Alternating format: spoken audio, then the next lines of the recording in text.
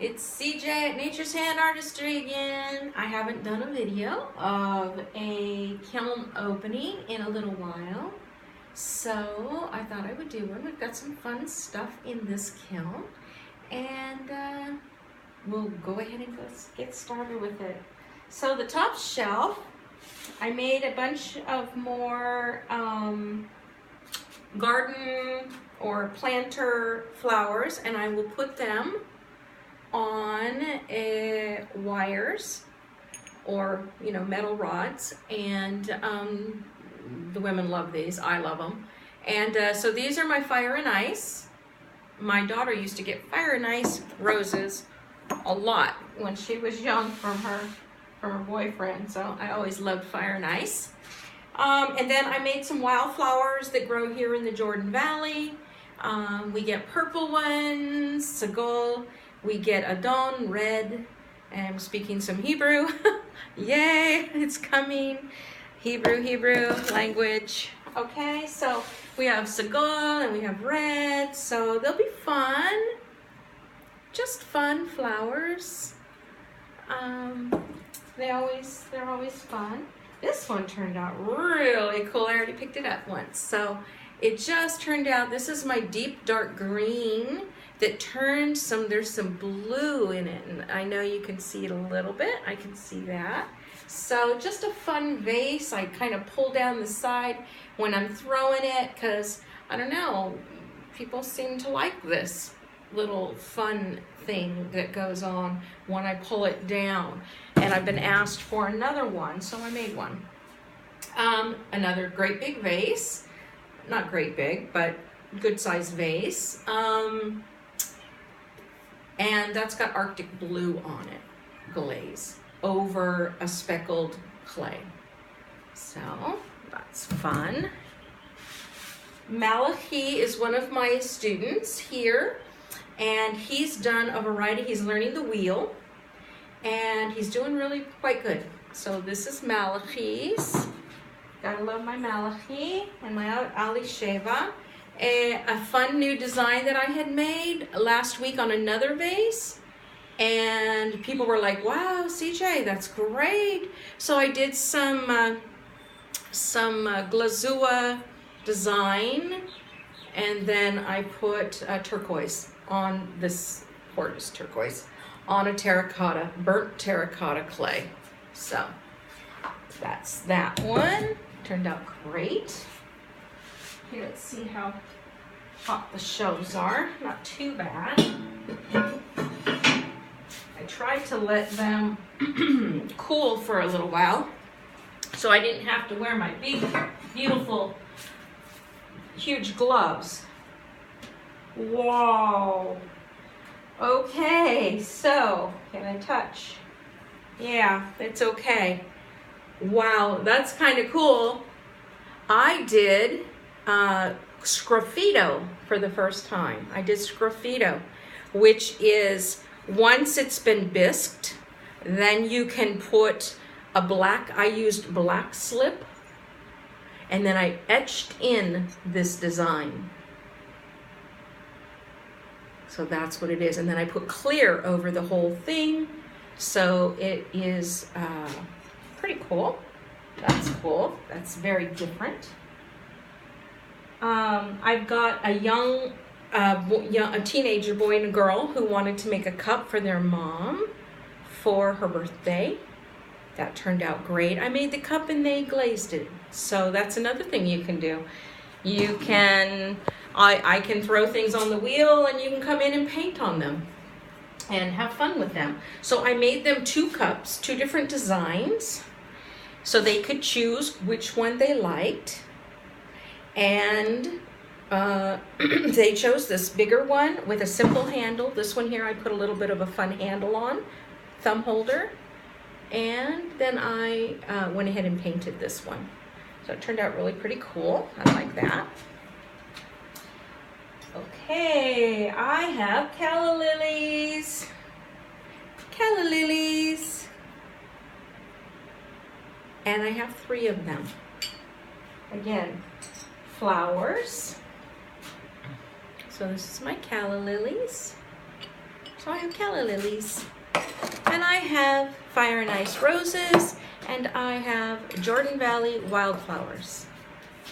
Yay! Those are cool. Okay, I needed to do a what I called my old-fashioned white on terracotta. So I did a test tile of old-fashioned white on terracotta. And it turns out more like a yellowish, that's okay. But I needed to know I wanted to see what it looked like because it's a test tile that I did not have. And so it's better to do that than to do it on an entire bowl or vase. Okay, burnt terracotta with indigo blue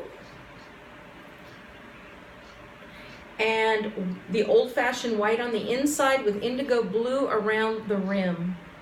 And so of course it melts on down a little bit and mixes up at the rim. So it's just a fun, very functional bowl. This one turned out really kind of cool. I'm sorry, I gotta look at it first. I didn't put anything else in the middle. I didn't put a bead or anything, so you'll see in a second.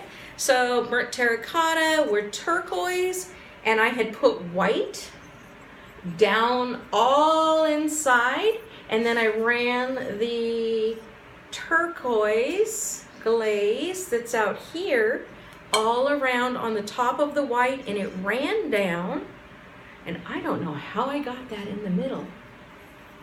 But that's really beautiful.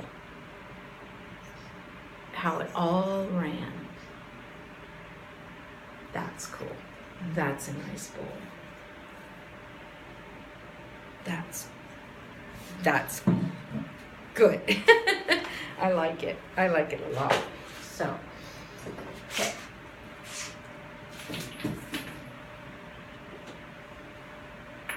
Pillars on out of the way. Things are going good in the studio and at home in general. My mama's got some things going on with her, but she's okay. So life is good. Okay, here we go. A couple more of Malachis. He's trying to learn to throw on the wheel. So he has a candle holder, and he wants this for shemen, which is oil. He wants to be able to use it for the holidays are coming up, Sukkot, and all of that. Well, okay. My older oatmeal has done this twice now, and so it's completely crawling. I'm pretty much done with it. It's okay. That was oatmeal on porcelain, and it is a double soap dish for in my kitchen. And you know, I'll probably just use it anyway because it's totally functional, and it's okay. And I'll work on maybe making another one sometime soon. That's what we do in the studio when things don't go perfect. But actually, it's kind of cool. It's kind of like a leopard skinny looking thing. Okay, this lady down at the store has been asking me for another house, and I'm telling you, I almost like this one better than the one I was gonna keep. My house turned out beautiful. These things take time. They take time to make them, and they take time to glaze them. So, but I put a little candle in it, and look at my little bird in the windowsill. So there'll be a candle that will glow from this house, and that really, I like the roof. It really turned out cool. So that's my house. I'm happy. Wow, I'm really happy with that. I want to make bigger ones, and then you can put plants in the back and stuff like that. I just haven't quite done it yet, but we'll get there. Okay, Rosh Hashanah is coming up. That's the New Year and Day of Atonement in the Jewish calendar. and you shana tova and sweet apples and honey. And so this is kind of hot, but I made an apple and I made an apple plate and a honey jar holder, and you can put the honey in there. And then I even went so far as to make the dipper for the honey. What do you think? You like it? Okay, I've got 2 sets of the apple and honey dippers. They really turned out great. Here's my second set. And they turned out really great. Very, very happy with those. Wow, cool. Okay, now my last one is down in the bottom. And I pray that it turns out okay. It is a large. The other thing that we do on Rosh Hashanah, the new year, celebrating the new year, it's spoken of in the Word of God and in the Bible, and I don't know what chapter that is, but it's in there, so look it up. And Rosh Hashanah, you, instead of making a braided challah bread, braided in a sense of a straight braid like you would do in a ponytail, you make a round braid with 4